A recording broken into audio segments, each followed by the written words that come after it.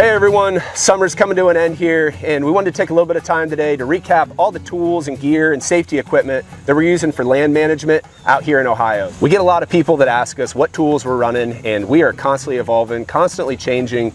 I'd say like every job, it feels like we're making little tweaks, adjusting our setup, not just with what we're using, but also how we're maintaining it. And that equipment really has to be maintained to operate at peak level. We wanted to put together this video that showcases all these different tools, how to use them safely, ultimately to get you more productive and more efficient when you're out there working, keeping you just safer and overall having a better time and making a bigger impact on the landscape. So if you're doing any extensive restoration projects, we use forestry mulchers, bulldozers, things like that. They cause a lot of soil disturbance. And really the most important thing after that kind of disturbance is coming in the following years and being very detailed on invasive control.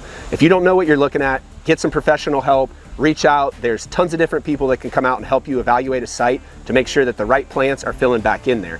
Getting good coverage of native plants is the best thing long term to help that area totally get to a fully restored state that's going to be resilient against things like invasive species, and it's just going to ensure you have the right diversity of plants out there that's going to benefit the native ecosystem. So right after the initial heavy clearing, if that's what you're doing, these little bag spreaders are great. The most important thing is to get some kind of quick growing vegetation, especially if you have bare soil. This is just an earthway bag spreader. A lot of times we'll use cover crop winter wheat. That's an annual that'll green up really quickly, hold soil. It kind of functions like living straw.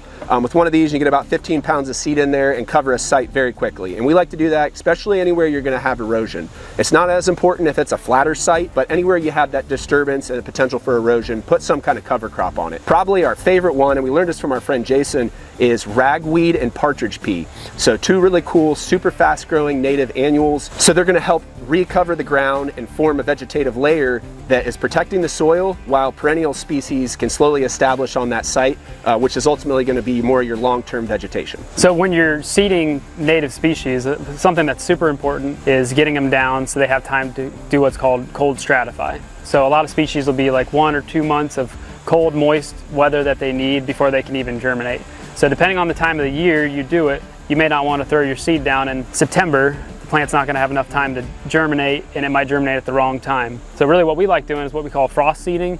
So that's putting the seed down somewhere in between December to mid-February to give that seed a couple months before the ground actually warms up for the plant to actually germinate. But we got some examples of different species that are, really common perennials that we'd throw down. This is purple coneflower. It's a beautiful wildflower. I'd say really easy to establish by seed. But some of these seeds, like this one, common milkweed, they're not going to go through a spreader very easily. They're just like, this one's really fluffy, coneflower is really big, and if you're mixing a lot of different seed that has different sizes to it, you might just be better off doing it by hand. If you've got a small area, you might be better off doing it by hand. Something I like doing in the winter is if you can get it on snow, but get like rain or something the next day so that snow melts so the birds don't eat it all off the snow, that's kind of like a perfect situation. Or get it right down before a good snow, because it's going to allow that seed through the next couple months to filter down into the seed bank. And with a lot of these native seeds, like this is Black-Eyed Susan, they're pretty small, and you don't want to be getting them deep into the soil. You kind of want them to be like right there on top of the soil. So as you're looking at seeding, something to keep in mind that's really important is that you choose actual native seed. A lot of times you'll go to a local hardware store or something like that, they might sell wildflower mixes. You look on the back and a lot of those are from Asia. It's not something you want to promote here. We're looking for good native seed, and we like using a couple different vendors for our seeds. This is a bag from Roundstone Seeds, and then the bag from Ernst Seeds. This is out of PA, and then I think they're out of Kentucky. We've had really good results with both of them. They've got a lot of like pretty local ecotypes of different species that you can choose, and it's always important to try to use seed that's from pretty close to where you're putting the seed down. So when you've got a small project, the hand seeding can be really useful. Really choosing a mix is often pretty useful. Like these are individual varieties, but you can also just get a mix. Like this one, for example, is from Roundstone. It's a northern tall meadow mix. This one over here is just a straight Indian grass mix, but Ernst has a lot of different mixes too. You can always call these different suppliers and kind of get recommendations from them, or work with some kind of local biologist to get a mix that's custom for your site. But the cool thing about a mix is you're just throwing 20, 30, 40 different species out there, and if 20 of them take, you're doing really well. So these mixes, like we're saying, can be really handy on small sites to do it by hand, or even with a spreader like that. But really, when you get on a large scale, you're going to want something that is like what's in front of us here. This is a Truax. It's an ATV native seed spreader. They're built to sling native seeds, which are very small, and they have like a lot of inconsistent sizes to them. If you're using something like that, it's really important to use rice hulls or something to carry and sling that seed out.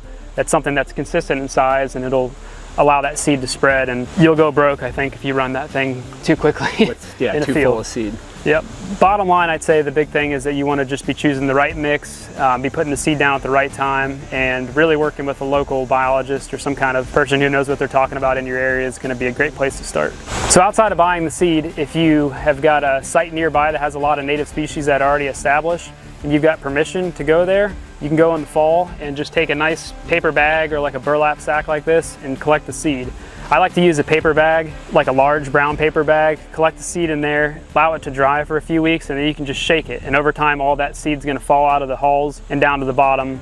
And you can take that chaff, you can keep it in your mix, or you can just get the pure seed in the bottom of the bag and then use that to sling on your site. But that's a cheap way. It's also a great way to spread like native ecotype species, because you know if that flower down the road did well and created seed this year, it's gonna probably do pretty well on your site nearby. So whether you have a really good native seed bank that you're trying to release through your management efforts, or you're buying these seeds, either way, make sure to follow up on your project. Get back in there 1 year after, or even the season after the work happened. Check for those invasive species. Make sure that your native species are getting a stronghold in the area. Usually they just need a little bit of help. Keep some of those real noxious invasives out. The native seed bank is pretty incredible. We have tons of awesome wind-blown natives that are blowing all over every fall. So keep the invasive junk out, let the area get healthy again. You'll be really happy with the outcome. Hope you guys learned something there from some of these tools we're using, and we can help keep you guys a little bit safer out there and having fun as you're managing native habitat. If you're using any tools that we're missing, be sure to let us know in the comments below. If you found the video helpful, be sure to hit that like button. Please subscribe if you're not already. If you need help with the project here in Ohio, jump on to nativelandscapesohio.com. Hit us up in the contact section there. We'll see you guys on another video soon.